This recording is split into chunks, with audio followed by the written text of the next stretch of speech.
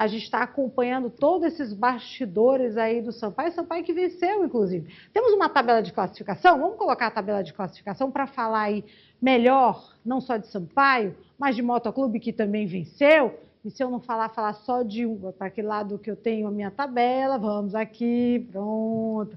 Vamos lá. Temos o Luminense, né, ainda como líder da competição, né, depois dessa rodada, tivemos aí, apesar, né, da vitória do Motoclube em cima do Luminense, o Maranhão deu aquela escorregada, então o Luminense se mantém aí na liderança com 6 pontos, todo mundo com 3 jogos, ninguém com partida atrasada, então todo mundo fez as 3 rodadas, temos o Luminense, como eu disse, seguido pelo Motoclube. Gente, que campeonato é esse? O Moto estava fora da zona de classificação e deu aquele salto, né, importante com a vitória em cima do Luminense nessa última rodada agora. O Motoclube vive um momento tenso, né, fora de campo. Dentro de campo, as coisas se encaixaram, funcionou. E muito da responsabilidade das coisas terem funcionado foi, sem dúvida nenhuma, do treinador, o Jairo, né, Nascimento, que chegou, veio aí depois de campanhas muito boas no Tocantins, chegou no Motoclube e fez um bom trabalho. E eu estou dizendo isso porque, apesar de todo bastidor confuso, aonde torcedores, inclusive, tiveram que fazer compra de supermercado para ajudar na alimentação do time, o Jairo conseguiu um resultado muito bom. E aí vem aquele suspense, porque está se falando bastante na saída, na possível saída do treinador do Motoclube agora, o que seria péssimo para o time. Apesar da chegada aí, né, do Arilson, que é o diretor de futebol e que tenho certeza que vai fazer um bom trabalho, a saída do treinador agora não seria bom para ninguém, a não ser os seus adversários, os adversários do Motoclube, do Papão do Norte. Mas a torcida não quer isso, e quando a torcida pede, tem aquele apelo para que o treinador permaneça, né, é porque a torcida está vendo a mesma coisa que a gente da imprensa. Né? A crônica esportiva está observando que foi feito um bom trabalho e que o time teve uma evolução nessa terceira rodada. E agora, nessa quarta rodada, encara um superclássico. Então, sair antes disso, ao que parece, está fora de cogitação, ao menos a priori. O treinador falou logo depois da partida, fez aí um pronunciamento um pouquinho mais duro, falando de estrutura.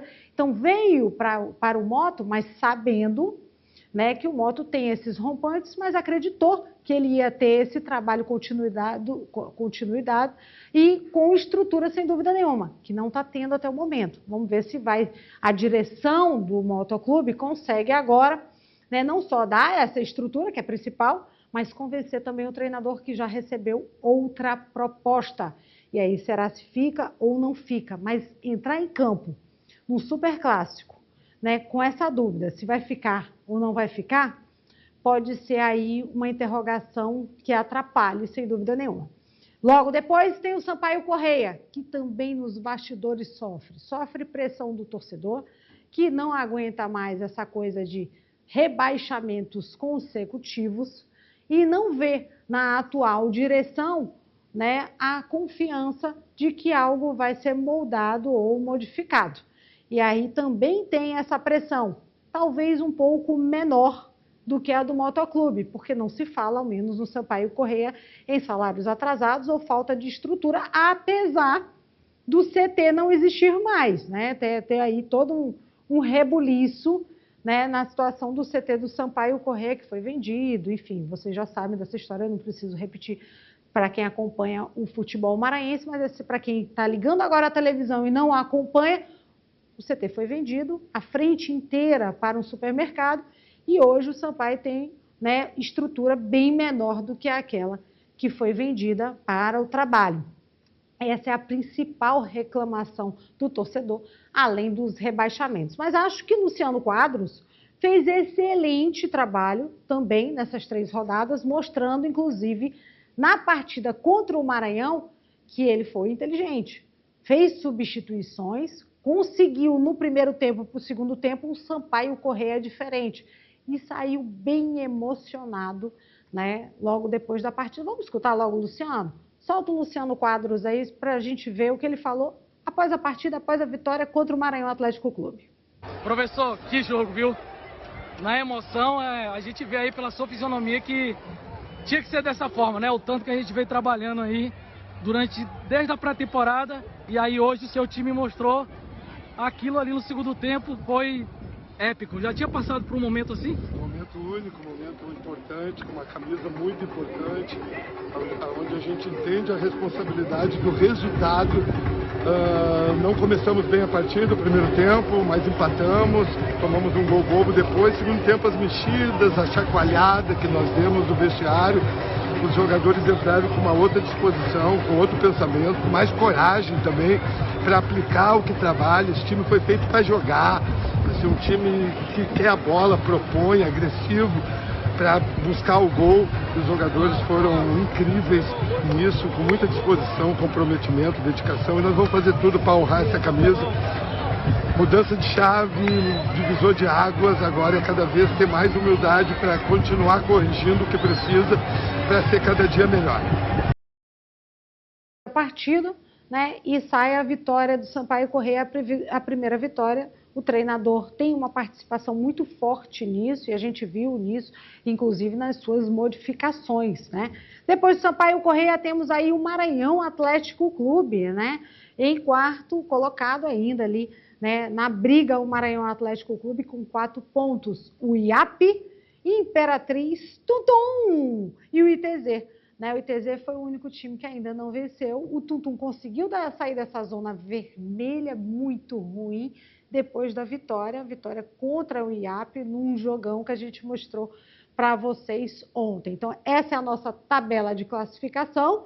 Né? O ITZ, como eu disse, ainda não venceu, mas tem um empate, então tem aquele 1 pontinho. E essa quarta rodada, minha gente, ela promete realmente. Né? Eu falei isso na terceira rodada, mas agora a quarta rodada, porque a gente já tem aí talvez uma cara diferente para os times, né? Solta aí pra gente a nossa tabela da quarta rodada, e aí nós temos o Tuntum, né, recebendo o Imperatriz, o cavalo de aço, que vai com o desfalque, porque vocês lembram que a partida lá no Frei Epifânio tivemos expulsões e muitos cartões, então o Imperatriz vai desfalcado para essa partida, e o Tuntum vai tentar aí reverter, digamos assim, né, esses resultados ruins lá da primeira rodada. Já conseguiu a vitória, né, e agora aproveitar esse embalo, o fator casa. Estou na torcida, todo mundo sabe disso pelo Tuntum, eu vou repetir logo, né? E aí temos o Super Clássico, né? Logo na quarta rodada, o Motoclube é o mandante da partida contra o Sampaio Corrêa, né? Deixa eu falar da arbitragem.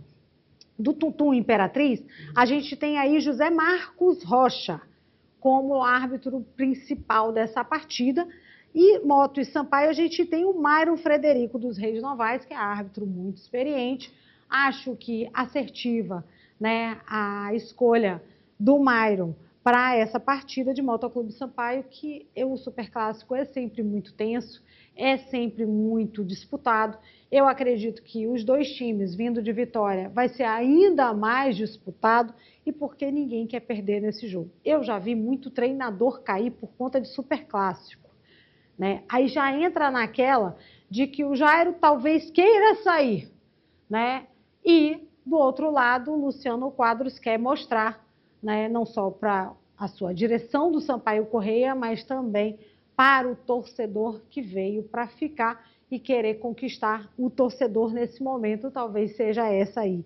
O Maranhão e o ITZ, o Maranhão forte favorito, até porque joga em casa, e o ITZ ainda não venceu, mas nem por isso eu acredito em jogo fácil, porque o ITZ é um time que vem conseguindo fazer bons jogos, não é que não está jogando bem, está jogando bem, mas não está conseguindo resultado, e vai tentar, né, agora contra o Maranhão, jogando aqui no Ionzinho Santos, e o árbitro é José Henrique de Azevedo Júnior, né?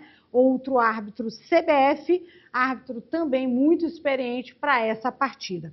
E o Luminense IAP, né? Luminense IAP tem o Wallace Martins Ferreira, também árbitro CBF, né?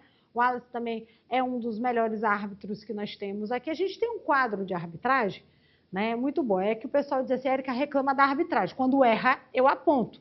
Aí, quando eu aponto o erro da arbitragem, o pessoal me liga, manda mensagem, reclama, é tipo torcida, né? É tipo torcida. Só que a arbitragem tem um problema.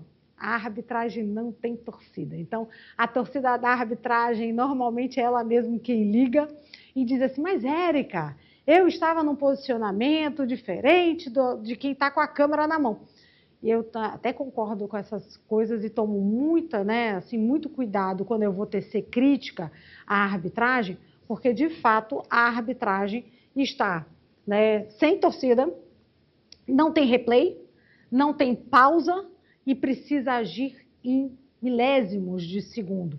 Mas a arbitragem tem que saber disso também, né? E estamos tendo erros grotescos, né, logo no início do campeonato. Isso não pode acontecer e eu vou estar sempre apontando. Mas eu acho que essa arbitragem, de forma geral, é uma arbitragem tranquila.